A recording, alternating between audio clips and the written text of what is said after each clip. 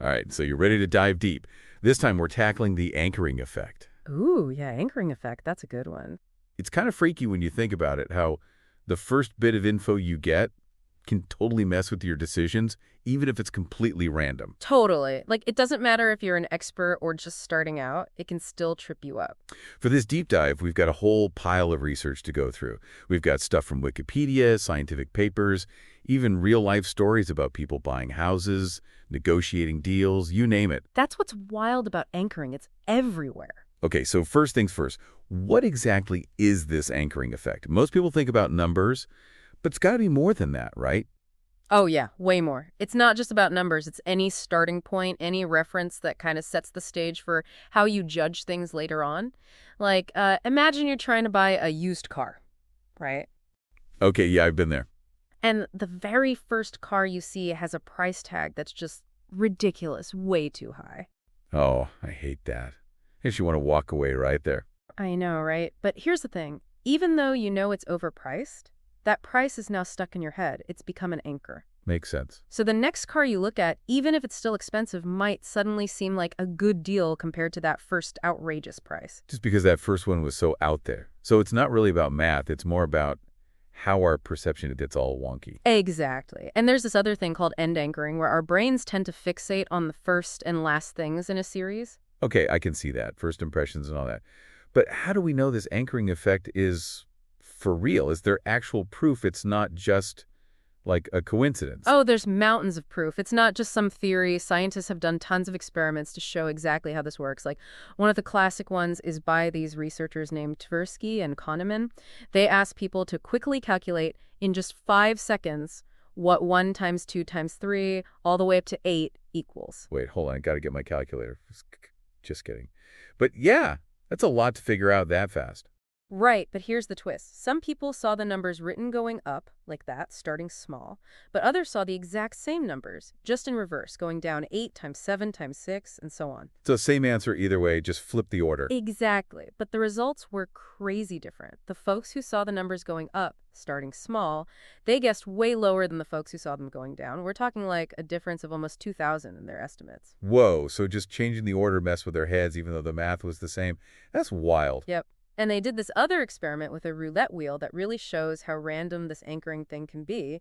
They had people watch this wheel, and it was rigged to stop on either the number 10 or 65. Totally random choice, right? Yeah, those numbers have nothing to do with each other. Right. But then they asked these people to guess the percentage of African countries in the United Nations.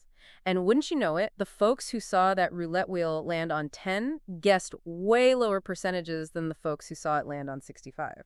No way. So a random number from a spinning wheel somehow messed with their guess about something totally unrelated. Okay, this is starting to get a little freaky. Oh, it gets even weirder. There's this other researcher, Dan Ariely. He did this study using people's social security numbers. He asked them to write down the last 2 digits of their number and then think about whether they'd pay that much money for different stuff, like a bottle of wine or a cool gadget. Wait, so if my social security number ends in like 82, I'm going to be more likely to pay $82 for something than someone whose number ends in, say, 20. You got it. And the results were exactly that. People with higher 2-digit numbers were willing to pay way more for the same stuff, even though those social security digits have nothing to do with the actual value. Okay, color me convinced. This anchoring thing is real, but also kind of terrifying. Does this mean we're all just making dumb decisions all the time without even knowing it? Well, the thing is, you can't just think your way out of this trap. Even when people are told about anchoring, they still fall for it. Like, there was this study where they warned people about it, even offered them money if they adjusted their estimates correctly, and it barely made a difference. So even if I know about it, I'm still going to get anchored. That's frustrating. It's tough, but there is one strategy that seems to help consider the opposite approach. So like if someone gives me a lowball offer, I should immediately think about all the reasons why it's actually worth way more. Bingo. Force yourself to think about the opposite of what that anchor is suggesting, and it can kind of break the spell. And here's the kicker, even ridiculously wrong anchors can mess with us. They did this experiment where they asked people whether Mahatma Gandhi died before or after a certain age. I'm guessing they didn't use his real age. Nope, they used crazy ages, like 9 or 140. Obviously, neither of those is even close. But the people who got the anchor of 9 guessed a much younger age of death for Gandhi than those who got 140. So even when we know the anchor's totally nonsense, it still sneaks in and affects our thinking.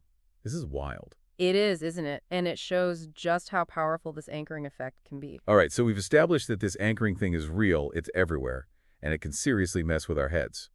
But where do we go from here? How do we fight back against this sneaky cognitive bias? We'll delve into that and more when we return for the next part of our deep dive. Stay tuned. Welcome back. Ready for more anchoring craziness? Oh, I'm hooked. Learning about this stuff is kind of like watching a magic show. You see the trick, but you still can't figure out how it's done. I know, right? It's both fascinating and frustrating. So you mentioned before that scientists are still scratching their heads about what exactly causes this anchoring effect. Yeah, it's still a bit of a puzzle. We see it happening everywhere. Tons of studies have proven it, but the why is still up for debate.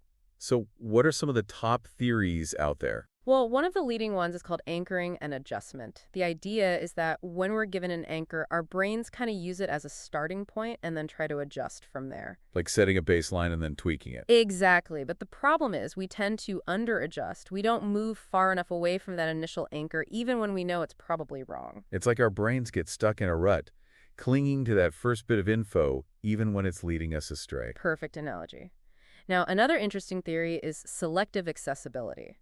This one focuses on how the anchor actually affects the information we pull from our memories. So it's not just about adjusting a number, it's about how the anchor shapes our whole thought process. Exactly. Let's say you're trying to guess the price of, I don't know, a rare antique or something. If someone throws out a high anchor like 10,000 bucks. Whoa, big money. Right. But your brain starts dibbing for memories that could justify that price. Like you might start thinking about other antiques you've seen, the craftsmanship, the history behind it.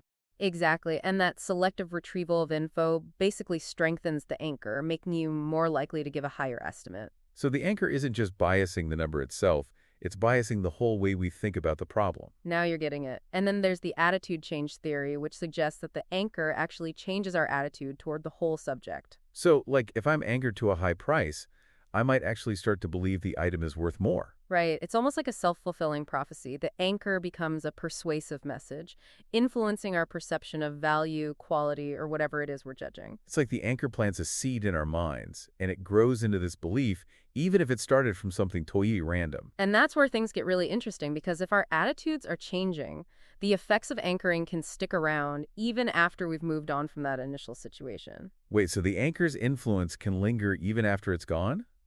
That's kind of spooky. It is. It shows just how deep this can go.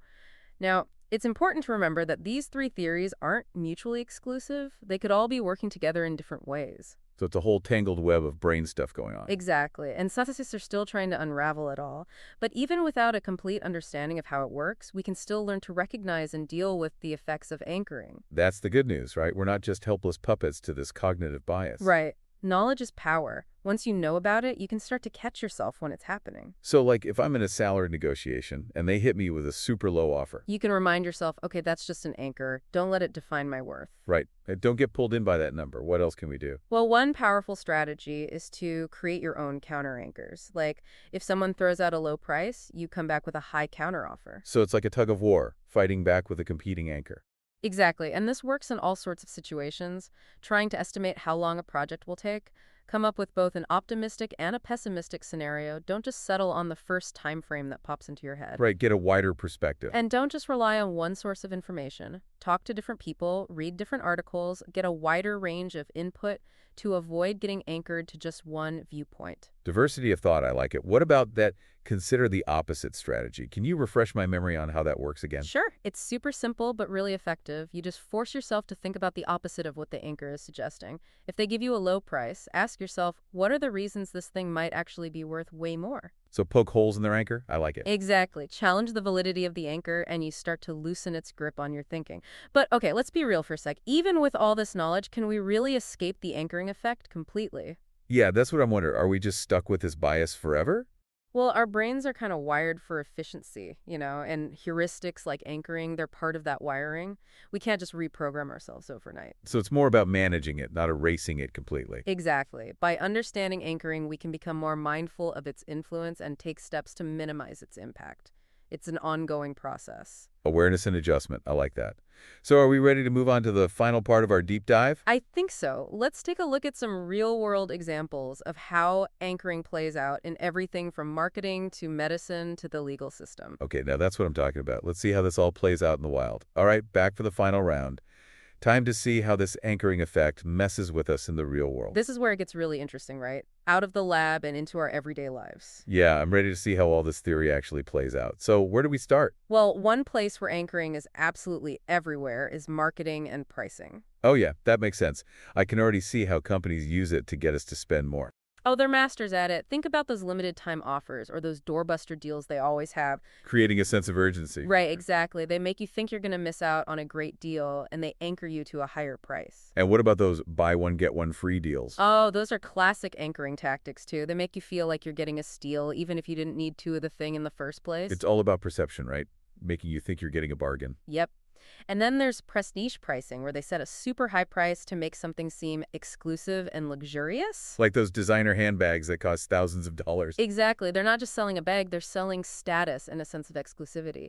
The high price tag anchors you to the idea that it must be something truly special. It's crazy how much our perception of value can be influenced by these sneaky tactics. But anchoring isn't just about getting us to buy stuff, right? No way. It can have big implications in more serious areas too, like medicine and law. Ooh, okay, that's a little concerning. Yeah, it can get pretty serious. In medicine, for example, anchoring can actually influence how doctors diagnose and treat patients. Really? Yep. Studies have shown that even doctors can get swayed by the first piece of information they get, even if it turns out to be wrong. So, like, if a patient comes in complaining of a headache, and the doctor immediately jumps to the conclusion that it's a migraine. Exactly. They might miss other possibilities, and that could lead to the wrong treatment or even a delayed diagnosis. Wow.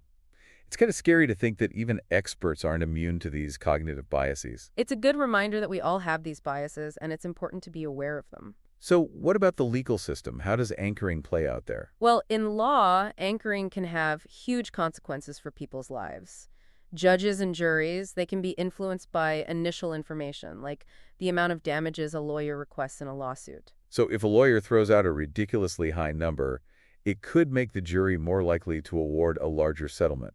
Exactly. And anchoring can also affect sentencing decisions. A prosecutor's opening statement, for example, can anchor the judge to a harsher punishment. It's pretty unsettling to think about how much these unconscious biases can impact justice. It definitely raises some important questions about fairness and objectivity in the legal system. But the good news is that by understanding anchoring, we can start to find ways to mitigate its influence. Right, so it's not all doom and gloom. We're not powerless against these biases. Exactly. Awareness is the first step, and then there are specific strategies we can use to counter anchoring effects. Okay, so we've talked about some general strategies already, but are there any tips that are particularly helpful for dealing with anchoring in these high-stakes fields, like medicine and law? Absolutely. In medicine, for instance, doctors can actively try to come up with alternative diagnoses instead of just settling on the first one that comes to mind. So it's like, don't just jump to conclusions, keep an open mind, consider all the possibilities. Exactly. And another helpful technique is to try to blind yourself to irrelevant information whenever possible. What do you mean by that?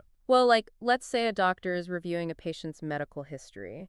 They might avoid seeing the initial diagnosis that was given by another doctor so they don't get anchored to that viewpoint. Interesting. So it's about trying to eliminate those potential anchors before they can even influence your thinking. Exactly. And in the legal system, there are specific strategies for trying to reduce anchoring during jury selection and jury deliberations. Like making sure the jury hasn't been exposed to any biased news coverage about the case, right? Right. And during deliberations, it's important for the jurors to be reminded to focus on all the evidence objectively and not let initial impressions cloud their judgment. So it's all about creating safeguards to try to make the system as fair and impartial as possible. Exactly. And that's why education and awareness are so crucial. The more we understand about these biases, the better we can design systems and processes that minimize their impact. Well said. It's all about building a mindful and informed society, right? Absolutely. So as we wrap up our deep dive into the anchoring effect, I want to leave you with this thought. Anchoring reminds us just how powerful information can be. It's both amazing and kind of humbling to realize how easily our judgments can be swayed, right? It is, but by understanding this power, we can become more critical thinkers, more discerning consumers of information, and ultimately more in control of our own decisions. So there you have it, folks, a deep dive into the anchoring effect. We've explored how it works, why it matters, and what we can do about it. And remember, while biases are a part of being human, we don't have to let them rule our lives. Keep questioning, keep exploring, and keep anchoring yourself to the pursuit of knowledge. Great advice. And that wraps up this episode of The Deep Dive. Until next time.